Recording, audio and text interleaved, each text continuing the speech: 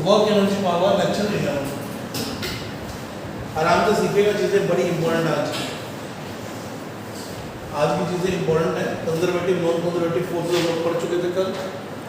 आज कुछ important relations है जो इस्टेब्लिश करने वाले हैं, सो ध्यान दीजिएगा सब चीजों पर।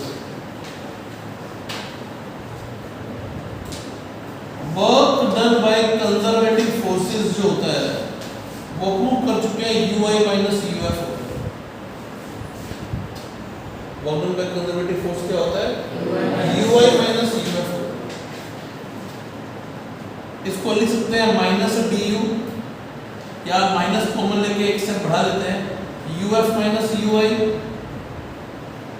इधर कंजर्वेटिव फोर्सेस लिखे हुए हैं तो इसको लिख लेते हैं f कंजर्वेटिव डॉट dr के इंटीग्रेशन से ये टर्म आई होगी। इसको कैलकुलेट करूंगा तभी ये चीज डिफाइन होगी। इसका नाम क्या है, क्या चीज बन गया, ये work done by conservative force तो बन गया। कंजर्वेटिव फोर्स कांस्टेंट हो सकता है, वेरिएबल हो सकता है, लेकिन ये work done by conservative force से लिखा हुआ है और वही ऊपर लिखा हुआ है equal to minus of uf minus ui। इस स्टेप को फिर से लिख रहे हैं f conservative dot dr integration equal to, इसको भी इंटीग्रेशन की फॉर्म में लिख लेते हैं du लिख के, और इसकी भी लिमिट क्या लगाते हैं uf से लेकर ui से लेकर uf तक की। du को इंटीग्रेट करोगे तो क्या बनेगा uf माइनस ui। क्या तुम लोगों को टर्म समझ में आ गई कि ये प्रूव कर चुके थे, इससे हमने ये टर्म डिराइव की है। ये क्या लिखा हुआ total work done by conservative force, और इसको सॉल्व करेंगे तो यही चीज बनेगी, यानी ये स्टेप और ये स्टेप एक ही है। दोनों तरफ हम लोग क्या कर लेते हैं, टर्म को डिफरेंशिएट कर लेते हैं। तो इंटीग्रेशन का साइन छोड़ रहे हैं, f conservative dot dr equal to minus du। f conservative dot dr equal to minus du। ये बहुत आसान सी चीज है, जो यहां लिखा हुआ है वही की वही चीज है, बस इसमें उसमें फर्क क्या है। ये total work done by conservative force है जो चेंज इन इंटरनल एनर्जी के नेगेटिव के बराबर है, लेकिन ये क्या चीज है, ये स्मॉल डिस्प्लेसमेंट का वर्क डन है। स्मॉल डिस्प्लेसमेंट का work done small change in potential energy के नेगेटिव के बराबर है। क्या तुम सबको समझ में आ गया, ये टोटल और ये एलिमेंटल हो गया, छोटे से एलिमेंट के लिए हो गया। तो मान लीजिए चलो ये लाइन समझ में आ गई हम लोगों को। इस चीज को और आगे बढ़ाते हैं, इसको लिखते हैं f conservative dr cos theta equal to minus du। इस नेगेटिव को इधर लेके आ रहे हैं, माइनस f कंजर्वेटिव dr या f conservative cos theta equal to du by dr। Negative को इसी साइड में रख देते हैं। क्या ये टर्म आप सबको क्लिक कर रही है क्या? इसी बात को हमने उल्टा चला के लिखा हुआ है, जबकि इस चीज का पूरा इंटीग्रेशन यही बनता। क्या तुम सबको बात समझ में आ गई है? पहले कह चुका हूं आज का लेक्चर थोड़ा सा ठीक लेवल का है, स्टार्टिंग जो ठीक लेवल की है, आसान मामला नहीं है, ध्यान से देखना पड़ेगा आप सबको। ये टर्म हम सबको समझ में आती है, मल्टीपल टाइम प्रूव्ड है। ये बात और ये बात एक ही बात है, ये स्टेप और ये स्टेप भी सेम है। इस स्टेप को चेंज करके ये लिखा हुआ है, इंटीग्रेशन का साइन हटाया हुआ है। ये क्या चीज है, इसको पढ़ना आता है लोगों को? क्या सर पता लग रहा है ये छोटे डिस्प्लेसमेंट के लिए वर्क निकाला हुआ है कंजर्वेटिव फोर्सेस का f डॉट dr करके। तो एक कंजर्वेटिव फोर्सेस का एलिमेंटल वर्क है, एलिमेंटल मतलब स्मॉल dr के लिए कितना काम हुआ होगा, वो स्मॉल dr का जो वर्क होगा वो small change in potential energy, small change in potential energy के नेगेटिव के बराबर है। ये क्या चीज थी, ये total work done by conservative force, ये और ये बात तो एक ही है। ये एलिमेंट के लिए लिखा हुआ है, ये टोटल लिखा हुआ है, लेकिन दोनों चीजें एक ही है। बस उसको f कंजर्वेटिव dr की फॉर्म में लिख दिया। मान लिया फोर्स ऑफ डिस्प्लेसमेंट में एंगल थीटा है, तो fd cos थीटा, ये आपके पास वर्क डन का एक्सप्रेशन आ गया, f conservative cos theta equal to minus du by dr। क्या तुम सबको कुछ कुछ ये बात समझ में आई क्या लिखा हुआ है। अभी और आगे बढ़ेंगे तो और क्लैरिटी आएगी। पहले यहाँ तक चेक कर लीजिए कि इस चीज से इस डेरिवेशन तक आए। नोट कीजिए इस बात को बच्चों, पहले आप और एक्सप्लेन करते हैं इसको।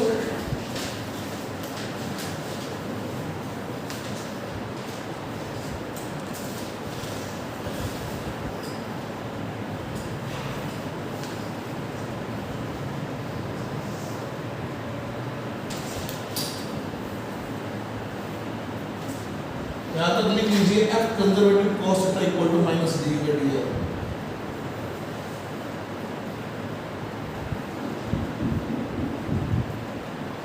इन स्टेप्स में कोई प्रॉब्लम नहीं है हम लोगों को।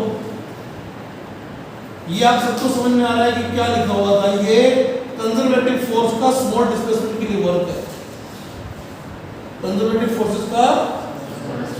और ये किसके बराबर है? चेंज इन पोटेंशियल एनर्जी के नेगेटिव के बराबर है। ये बोलना आना चाहिए।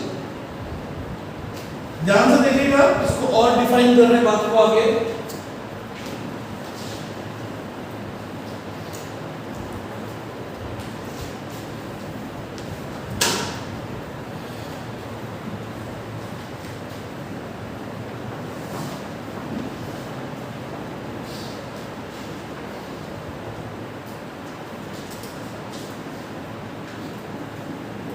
सारा ध्यान इस पॉइंट पर लेके आना है। F conservative cos theta equals to minus du by dr।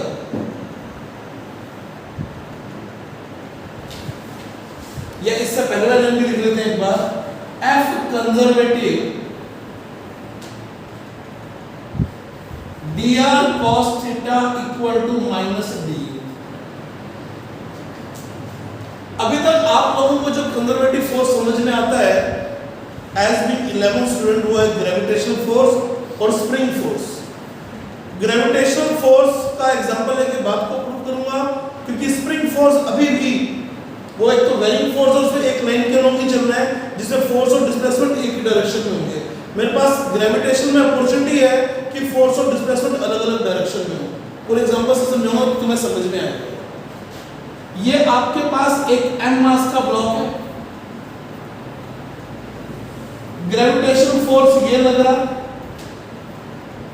आप इसको स्मॉल ऊपर लेके गए dy हाइट से, यहां से यहां तक लेके आए हैं, और हम बोल रहे हैं कि ये वाला जो गैप है, ये गैप dy है। हाइट बहुत छोटी है dy, आप सबको दिखाई दे, इससे बड़ा बना दिया डायग्राम, लेकिन आप इस ब्लॉक को उठा के यहां से यहां तक ले आए हैं। तो मैं लिख रहा हूं एक तरफ से F कंजर्वेटिव के बारे में। गड़बड़ मत करना, ढंग से सुनना, गड़बड़ मत करना, ढंग से सुनना, क्लैरिटी आ जाएगी। टाइम टेकिंग है, ये बात याद करनी है, धीरे समझ में आएगा मामला की ये एक्चुअली मामला क्या है जो लिख रहे हैं। अपन समझते हैं, माना यहाँ की पोटेंशियल एनर्जी 0 है, और तो यहाँ की पोटेंशियल एनर्जी कितनी लिखेंगे सर? इसका नाम u इनिशियल रख रहे हैं 0, यहाँ u इनिशियल 0 है, लेकिन u फाइनल कितना बन गया सर? यहाँ का पोटेंशियल एनर्जी बन गया mg dy, क्योंकि आप हाइट dy बोल रहे हो। ठीक है सर, कुछ समझ में आ रहा है? तो तुम एक काम करो, इधर का F कंजर्वेटिव का वर्क निकालो। F कंजर्वेटिव का वर्क निकालते हैं जी। F कंजर्वेटिव का वर्क लिख रहे हैं, तो F conservative dr cos theta की वैल्यू निकाल रहे हैं। इसको निकालना शुरू किया। कंजर्वेटिव फोर्स है सर mg, डिस्प्लेसमेंट dy, दोनों के बीच का एंगल 180। फोर्स नीचे, डिस्प्लेसमेंट ऊपर, एंगल 180। ये आ गया माइनस mg dy। हाँ ना, जवाब दे दीजिए, जवाब दे दीजिए। सबको समझ में बात आ गई है? क्या वर्क डन बाय ग्रेविटी समझ में आ गया? तुम ये कंजर्वेटिव का वर्क लिखा हुआ है, क्या तुम सबको समझ में आ रही है बात? क्या कंजर्वेटिव फोर्स का वर्क में निकाल दिया। अब ये किसके बराबर है? ये नेगेटिव तो पड़ा ही है, इसको चेक करो। ये du फाइनल है, सॉरी ये u फाइनल है, और इसको मैं u इनिशियल लिख देता हूं। u इनिशियल तो 0 ही है। क्या तुम सबको समझ में आ रहा है कि इस टर्म को मैं du लिख सकता हूं, तो ये माइनस du के बराबर प्रूव हो गया। क्या तुम सबको समझ में आ गया कि हमने स्टार्ट किया था इस बात से, तो F conservative dr cos theta equal to minus du prove हो गया। सर तो प्रूव होना ही था, ये तो अपन कब से पढ़ रहे हैं, कंजर्वेटिव फोर्सेस का वर्क du होता है। मैं अब अपनी बात को बोलने का तरीका बदलूंगा, लाइन ये बोलूंगा, लेकिन डिफाइन किसी और चीज को करूंगा। नहीं तो वो चीज क्या डिफाइन होती है। दोबारा से इस एग्जांपल को सीखते हैं। इस m मास को पकड़ के मैं h इस dy हाइट तक ही लेके जाने वाला हूं, लेकिन लेके गया हूं मैं इस तरफ लेके गया। इसको बोल देता हूं इस बार का dr। पहले तो dr dy एक की तरफ से आया ना, तो जवाब कितना यार। तुम्हें ये dr बोल दिया, ये dy बोल दिया, तुम थीटा जिसको मर्जी बोलो, तुम्हारी मर्जी है। क्या तुम सबको समझ में आ गई बात? क्या मैं बोलने की लाइन बोल दूंगा, चेक कर लेना ढंग से समझ में आएगी बात कि सर आपने अभी ये समझाया लेकिन इस लाइन में अभी तक नहीं आए हो, अभी इसी लाइन पे पहुंचने वाला 2-4 मिनट लगेंगे, लेकिन उस लाइन तक पहुंचने की व्हाट टू से दिस थिंग, इसको बोलना कैसे है, इस चीज को पढ़ना कैसे है, ये समझ में आएगा थोड़ी देर, 5-1 मिनट लगेंगे। लेकिन अपन एक बार इसको डिफाइन करते हैं। तो हम लोग शुरू से जानते हैं सर इस क्वेश्चन के अंदर भी, इस टॉपिक के अंदर भी, इस पार्ट के अंदर भी f कंजर्वेटिव का जब आप वर्क निकालोगे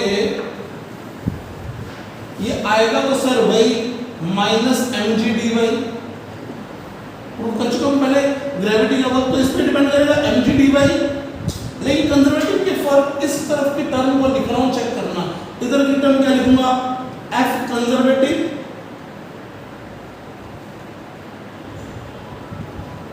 dr, दोनों के बीच का एंगल हो गया cos 90 प्लस थीटा। क्लियर है? cos 90 प्लस थीटा कितना होता है काके, minus cos theta dr cos 90 plus theta, इधर निकाल जैसे sin थीटा। चेक करना dr sin थीटा dy के बराबर ही है। f conservative dy, dr sin theta sir dy के बराबर ही है, हमें दिखाई दे रही है चीज, कोई दिक्कत नहीं है। तो ये f conservative dy, f conservative के लिए वही आ गई माइनस mg dy। क्या तुम लोगों को लाइन समझ में आ गई कि वर्क अभी तुम्हें डिफाइन हुआ? अब इस लाइन को कंक्लूड करने का वक्त आ रहा है, चेक करना।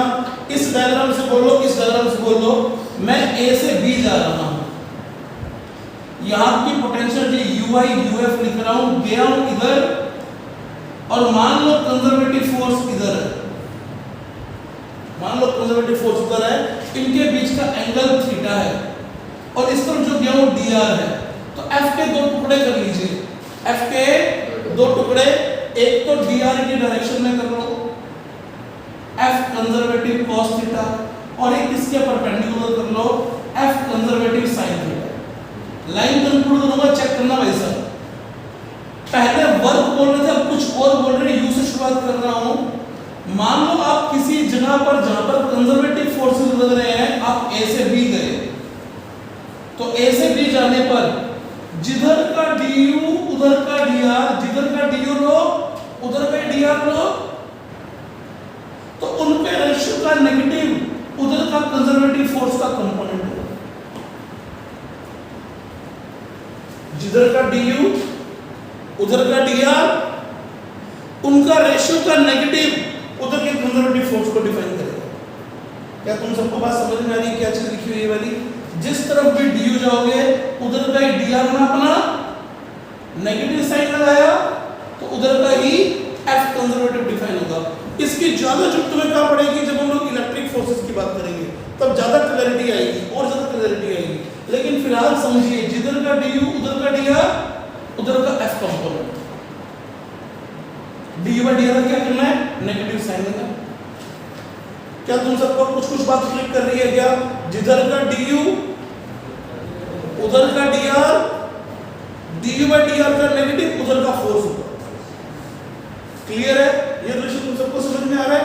थीटा इक्वल टू 0 डिग्री हो जाए तो क्या होगा, उसके बारे में बात करते हैं। इस चीज को दोबारा से लिखने की जरूरत नहीं है, लाइन में लिखने के लिए कहूंगा, इस लाइन से डायरेक्टली इस लाइन पे जाऊंगा मैं, तो ये तुम्हें प्रूव करके दिखाया कि तुम जैसे मर्जी जाओ, कंजर्वेटिव के वर्क पाथ पर डिपेंड नहीं कर रहे हैं, वो तो सिंपल से वही आ रहे जो पढ़ निकाल चुके हैं। तो मैं बेसिकली समझना क्या है, इस लाइन को सीखना आपने, जो मैं अब यहाँ पे लिखवा रहा हूँ आपको, इस बात को समझिएगा, क्योंकि हम कंजर्वेटिव फोर्सेस की बात कर रहे हैं। वो बात अलग है कि हमने ग्रेविटेशन फोर्स पढ़ रखा है अच्छे से, तो उस पर बात कर रहे हैं। लेकिन आप जिस तरफ भी जाएंगे, जैसे आप A से B गए, चेक करना, यहां ध्यान देना, आप मान लो ए से बी इस हॉरिजॉन्टल लाइन पर जा रहे हैं और ग्रेविटी की बात चल रही है। मुझे पता नहीं है कि यहां का पोटेंशियल डिफरेंस क्या है, मुझे पता नहीं है यहां का पोटेंशियल एनर्जी का डिफरेंस क्या है, मुझे यहां की पोटेंशियल एनर्जी का डिफरेंस निकालना है, लेकिन मुझे पता है ग्रेविटी लग रही है यूं। तो हम सब जानते हैं कि हमारे पास ए से बी जाने पर कोई ग्रेविटेशनल पोटेंशियल में चेंज नहीं आएगा। Very good. तो देखो क्या कह रहे हैं, तुम इधर जा रहे हो तो तुम क्या कहोगे, इधर का du इधर का dr का नेगेटिव बराबर इधर के कंजर्वेटिव का कंपोनेंट, और ये एंगल 90 है। cos 90 कितना होता है 0, यानी ub इक्वल टू क्या हो गया ua, यानी इस हॉरिजॉन्टल लाइन पर पोटेंशियल एनर्जी में कोई चेंज नहीं आ रहा। तो जिधर का du उधर का dr, नेगेटिव लगाना dy by dr के साथ, उधर का कंजर्वेटिव फोर्स डिफाइन होगा। क्या तुम सबको ये बात समझ में आ रही है? ठीक है, यहां पर चेक कीजिएगा, स्पेशल केस लेते हैं थीटा इक्वल टू 0 डिग्री के लिए। थीटा 0 डिग्री हो गया तो f कंजर्वेटिव क्या हो जाएगा, f conservative cos 0 equal to minus du by dr, ये थीटा इक्वल टू 0 डिग्री के लिए। अगर आपको fx निकालना है तो आपको x के रिस्पेक्ट में डिफरेंशिएट करना पड़ेगा u को। fy निकालना है क्योंकि अब आप x लिख रहे हैं तो x की डायरेक्शन में जा रहे हैं। चेक करो, इसको क्या पढ़ूंगा, x की डायरेक्शन का u का चेंज, x की डायरेक्शन में गया, ये भी x ये भी x, तो उधर का f डिफाइन होगा, उधर का fx है। ये क्या डिफाइन हो गया fy, और ये क्या डिफाइन हो गया fz। जवाब दे दीजिए, क्या कुछ कुछ समझ में आ गया आप सबको? क्या कुछ कुछ ही बोलूंगा, सारा कुछ नहीं बोलूंगा कि सारा कुछ समझ में आ गया। क्या अभी समझ में नहीं आई ये चीज? क्योंकि तुम्हें पोटेंशियल जी कौन कौन सी पता है? अभी तुम्हें पोटेंशियल जी सिर्फ दो ही प्रकार की पता है, ग्रेविटेशनल पोटेंशियल एनर्जी जो mg से लिखी जाती है, या स्प्रिंग की एनर्जी हाफ के एक्सप्रेस से लिखी जाती है। हाँ ना, में जवाब दे दीजिए। आपके पास f का फंक्शन था तो आप u का फंक्शन निकाल पाए, याद है आपको? आपको पास स्प्रिंग फोर्स था kx, तो आपने पोटेंशियल एनर्जी स्प्रिंग के अंदर कितनी निकाली थी? स्प्रिंग के अंदर पोटेंशियल एनर्जी कितनी होती है हाफ के एक्स स्क्वायर। तो अब चेक करो, मैं तुम्हें कहूं कि तुम्हारे पास हाफ के एक्स स्क्वायर फंक्शन है एनर्जी का, बताओ इसके फोर्स की वैल्यू क्या है? तो तुम कहोगे x के रिस्पेक्ट में डिफरेंशिएट कर लो, f की वैल्यू आ जाएगी। अब तुम देखो ध्यान से, अगर तुम इसको डिफरेंशिएट करते हो del by del x of kx square by 2, तो k by 2 तो बाहर आ गया, x स्क्वायर का डिफरेंशिएशन 2x, फोर्स की वैल्यू वही आ गई माइनस kx। आइना में जवाब दे दीजिए।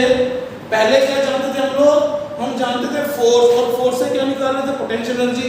अब हमें किसके फंक्शन पता हो सकते हैं? अब हमें पोटेंशियल एनर्जी के फंक्शन पता होंगे, और हम किसके फंक्शन निकालेंगे? फोर्स के फंक्शन निकालेंगे। सबको बात समझ में आ गई है कि fx fy fz क्या लिखा गया? अरे हाँ ना, मुझे आप बोलना भैया, बी लाउडर।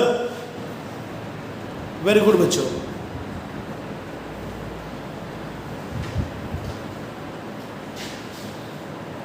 fx की वैल्यू कितनी आएगी? Minus del u by del x। fy की वैल्यू और fz की value minus del u by del z। Question ये दिमाग में आ सकता है कि लिखना क्या क्या है, तो सिर्फ इतना ही लिखना फिलहाल, इस चीज की भी जरूरत नहीं है बीच में से। ये एग्जांपल्स है, सिर्फ यही बात लिखनी है, इसके अलावा कुछ भी लिखने वाला नहीं है इसमें। ये चीज और ये चीज कि fx कैसे है, fy कैसे है, fz कैसे है। सिंपल वर्क की डेफिनेशन से सब कुछ डिफाइन किया है। पहले प्रूव कर चुके थे कि work done by conservative force क्या होता है, उसी से काम को उल्टा चलाया हुआ है। अब क्या होगा, u के फंक्शन दे रखे होंगे और f के फंक्शन निकालने होंगे। u के फंक्शन दे रखे होंगे और f के फंक्शन निकालने होंगे।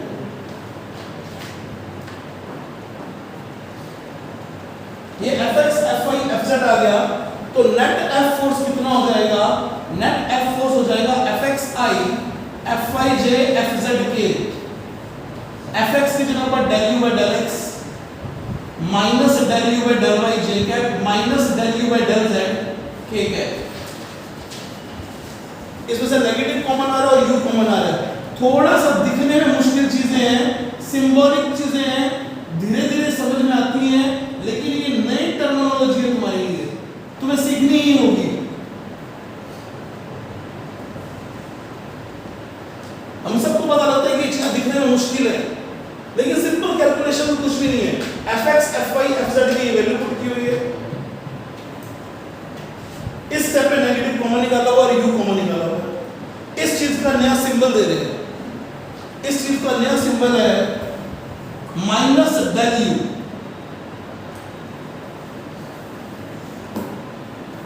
ये सिंबॉलिक चीज आ गई, इस चीज को डेल बोल दिया गया है, del operator.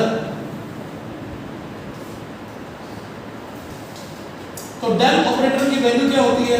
Del by del x i cap, del by del y j cap, del by del z k cap.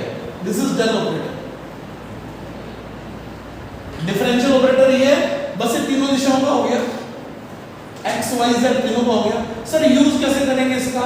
अभी क्वेश्चन कर रहे हैं, 5 मिनट में समझ में आ जाएगा कि हाउ टू यूज इट, तो इसका यूज भी समझ में आ जाएगा। लेकिन इस ऑपरेटर का नाम क्या है? Del operator.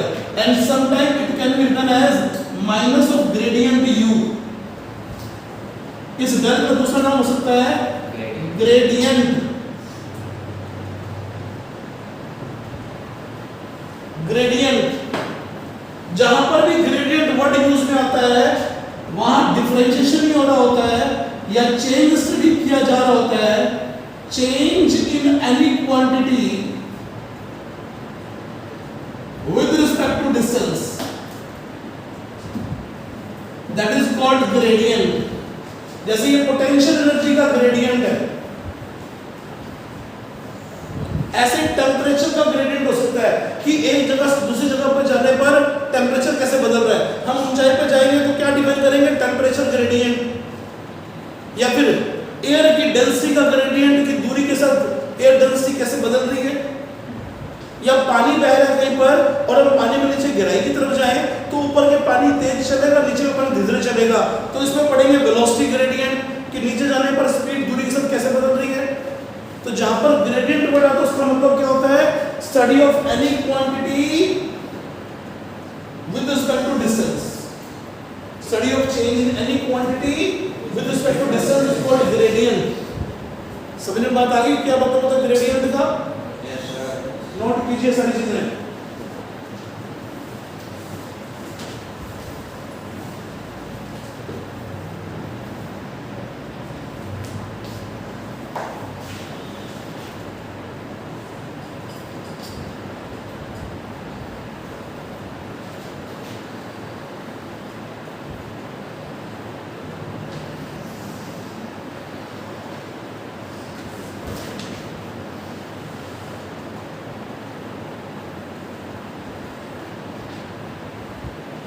याद रखिए, अगर u का फंक्शन दे रखा होगा तो आप f का फंक्शन निकाल पाएंगे। क्लियर है जी? अभी आपको u के फंक्शन किस किस के पता है? पोटेंशियल जी के फंक्शन को किस किस के पता है अभी तक? आपको ग्रेविटेशनल पोटेंशियल जी का फॉर्मूला मालूम है और दूसरा स्प्रिंग के अंदर स्टोर्ड इलास्टिक पोटेंशियल जी का फॉर्मूला मालूम है। तो देखिए, पहले उन दो से बात करते हैं, फिर नए क्वेश्चंस लेंगे। हटा दिया जाए, लिख लो फटाफट।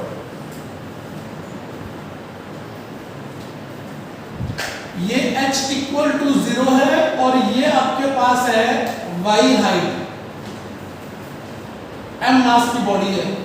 आपको u का फंक्शन लिखना और f का फंक्शन भी लिखना, बट u से f निकालना है, अब f से u नहीं निकालना। तो u का फंक्शन क्या बोलेंगे आप लोग? mgy undoubtedly. अब फोर्स सारा है ही इधर, पता है हमें, तो यूनिडायरेक्शन हो गया। एक्स वाई जेड तीन दिशाओं की बात ही नहीं है, ये तो वन डायरेक्शन की बात है। तो f का फंक्शन क्या लिखूं मैं? इनमें से चूज कर लो कि fx आएगा, fy आएगा, fz आएगा, तीनों आएंगे। सिर्फ fy आएगा, तुम लोग तीनों लिख लो जी। जब आप यहाँ पे u डालोगे mgy और नीचे x है तो डिफरेंशियल 0 हो जाएगा, ये भी 0 हो जाएगा, सिर्फ y वाला ही काम करेगा। आपके पास में बचे हुए वाला मामला कौन से वाला? y वाला। आना तो जवाब दे दीजिए भाई साहब, क्यों y वाला बचा? लिख तो तीनों टर्म सकते हैं ये वाली, लेकिन u में सिर्फ i y है। अभी इसको डिफरेंशिएट किया तो ये mg तो कांस्टेंट हो गया, y का y के रिस्पेक्ट में डिफरेंशिएशन 1 हो गया। क्या तुम्हें f का फंक्शन समझ में आ गया क्या यार? अरे जवाब दो भैया। पता लगा u पता होगा तुम f निकाल पाओगे, ये तो पहले से पता था। ये चीज आसान है। अभी अगली चीजें जो पढ़ोगे वो नई चीजें जो आएंगी तो पता लगेगा, लेकिन ये पोटेंशियल जी डिफाइंड थी, फोर्स डिफाइंड था, तो वेरीफाई हो गया, फॉर्मूला ट्रू है। बात समझ में आ रही है? इसी तरीके से मैं तुम्हें स्प्रिंग वाले क्वेश्चन की बात करूंगा। ध्यान देना भैया, मान लो आपके पास ये अरेंजमेंट होगी, ये आपके पास एक स्प्रिंग वाला सिस्टम आ गया, ये नेचुरल लेंथ थी, इससे आप x आगे गए हुए हैं, तो पोटेंशियल का फंक्शन लिख दो, और इससे आप इसका फंक्शन लिख दो, f की वैल्यू लिख दीजिए। जवाब दीजिए जी। u की वैल्यू क्या लिखोगे? हाफ के x स्क्वायर। अब बाकी सब x के नाम हो रही है, और ये फॉर्मूला में आता था, चाहे निकाला इसी से था, लेकिन बात करते चला रहे हैं कि देखने की चीज प्रूव होती नहीं होती है। तो यहाँ से fx निकाल लेते हैं, fx आएगा minus del u by del x से। आई क्या लगा के डायरेक्शन वाले की बात एक ही है, लेकिन मैग्नीट्यूड लिख लेते हैं minus del by del x of half के x स्क्वायर। बोलो भैया क्या किया जाए? माइनस k by 2 तो बाहर ही आ गया, x स्क्वायर का डिफरेंशिएशन कितना आ गया? फोर्स हमारे सामने है, फोर्स माइनस के x आ गया। आया ना जवाब दो यार। ये तो पता लग रहा है कि u का फंक्शन दे रखा होगा तो तुम f का फंक्शन निकाल पाओगे। यस और नो में जवाब दीजिए भैया। यस और नो में जवाब दे दीजिए। यहाँ तक बात समझ में आ गई है? यहाँ तक नोट कीजिए, ये दोनों एग्जांपल नोट कर लो भैया।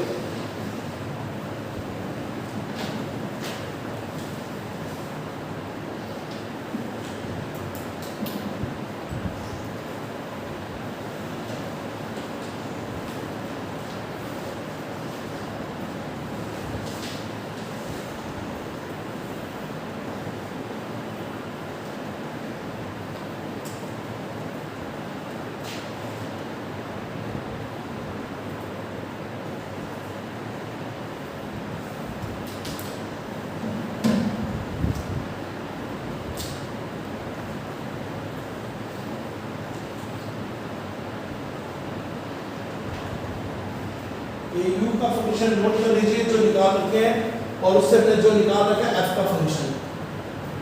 ध्यान से नोट कीजिए क्वेश्चन। और अगले क्वेश्चन में आपको दे रखा है u का फंक्शन x y z। ध्यान से देखिएगा इस बात को। अब तुम्हें क्या बोलना आना चाहिए? सर ये पोटेंशियल दे दी सर ने, तो तुमने बोला potential energy is given by p is given by x y z, तो कह रहा है फाइंड f। अब सुनना ध्यान से, पहली बात, तुम लोगों को इस टाइप के फोर्स का नहीं पता, मुझे भी नहीं पता कि ये फोर्स है कौन सा, किस फोर्स की वजह से पोटेंशियल एनर्जी है, क्योंकि ये वाली पोटेंशियल एनर्जी ग्रेविटेशन तो दिखाई दे नहीं रही, स्प्रिंग वाली भी दिखाई नहीं दे रही। आना में जवाब दे दीजिए। तो उससे मतलब नहीं है, उसने कोई फंक्शन दे दिया u का। यहां तुमसे u के फंक्शन पूछे थे तो तुमने लिख दी क्योंकि तुम निकाल चुके थे पहले से, ये उसे दे दिया और कहा कि f का फंक्शन निकाल दो, f का फंक्शन निकाल दो, या कहेगा f की वैल्यू 1 -1 -2 3 पे निकाल दो। ऐसे कुछ भी क्वेश्चन दे सकता है। अब हमें इन दो क्वेश्चन को सॉल्व करना है। याद रखना, जब आप x की रिस्पेक्ट डिफरेंशिएट करें तो yz को कांस्टेंट माने, और जब y के रिस्पेक्ट में डिफरेंशिएट करें तो xz को कांस्टेंट माने, यानी वो मल्टीप्लायर की तरह लेंगे। तो चेक करते हैं, एक क्वेश्चन आपको करवा के दिखा देता हूं तो आइडिया हो जाएगा क्या लिखना है। ये भी लिखा बेटा, चलिए लिख लीजिए दोनों एग्जांपल पहले, फिर उस क्वेश्चन पे प्रोसीड करते हैं।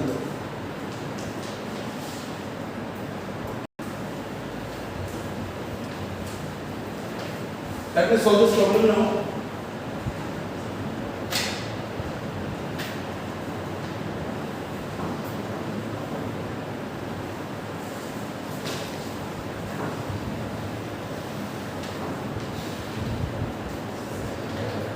इसका सॉल्यूशन लिख रहे हैं जी, आसान सा ही है।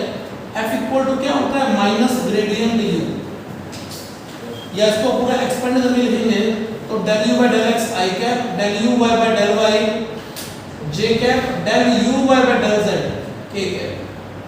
u का फंक्शन हो जाता है minus del by del x x y z I cap minus del by del y। आप लोगों के लिख रहे हैं ये सारी चीज, वरना इसको एक लाइन में डायरेक्टली आंसर की फॉर्म में लिखा जा सकता है। क्या तुम सबको बात समझ में आ रही है?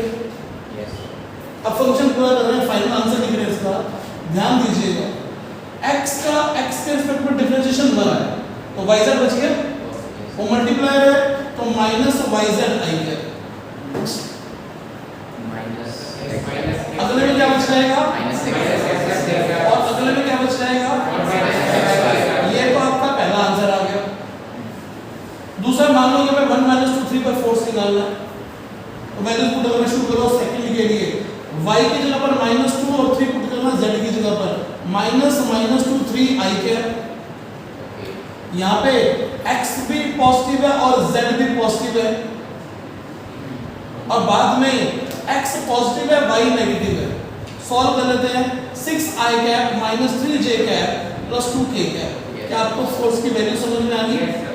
मैग्नीट्यूड निकालना पड़ जाए फोर्स का तो 6 स्क्वायर 3 स्क्वायर -3 का स्क्वायर ऑफ कोर्स ये, और ये 2 का स्क्वायर, ये 36 और 9 45 और 4 49 का √7। क्या आप सबको पूरी बातचीत समझ में आ गई क्या?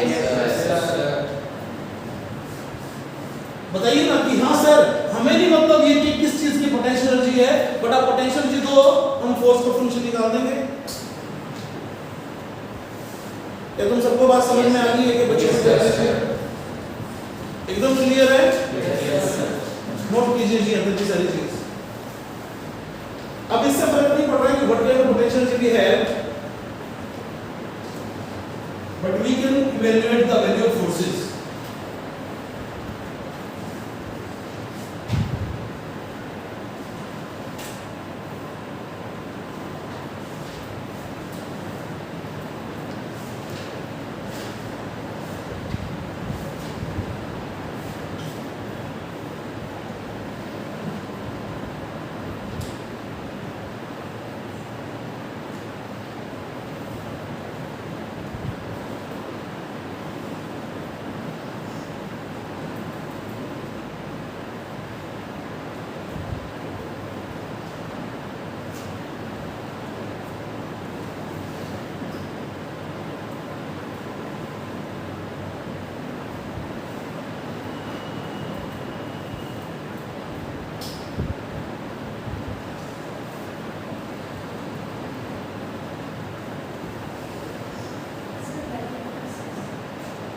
दिवाली को शुरू करो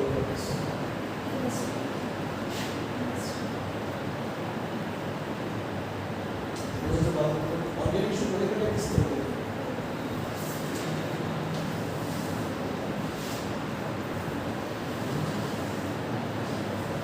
तो क्लियर हो गया हमें कि अगर मैं u का फंक्शन दे रखा होगा तो हम फोर्स की वैल्यूज निकाल देंगे। क्लियर है जी? सबको बात समझ में आ रही है?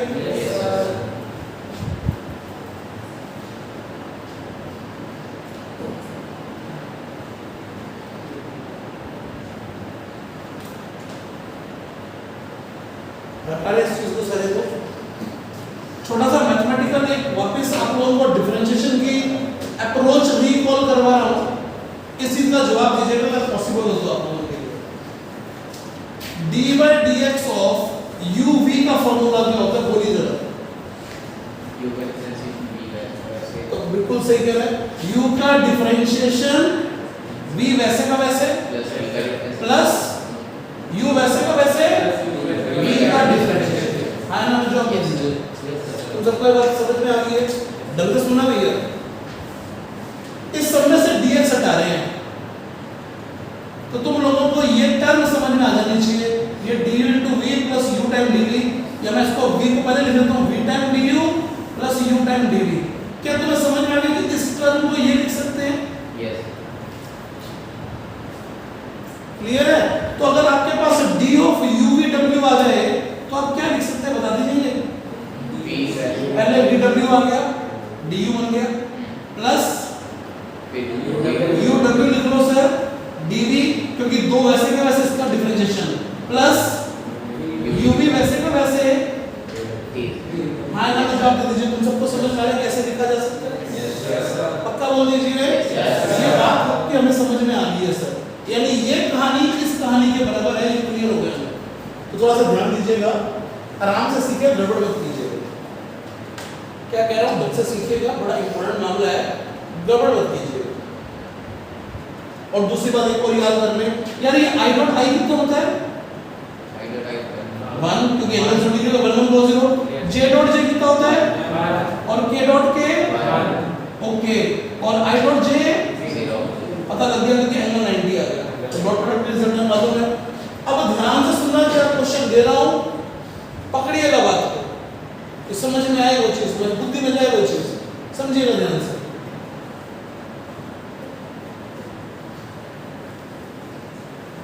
गड़बड़ मत करना, ध्यान रखना वैसे, गड़बड़ मत कीजिएगा, ध्यान से सुनिएगा। क्वेश्चन चेंज कर रहे हैं, फोर्स की वैल्यू ये गिवन है, क्या स्टेटमेंट लिखी हुई है?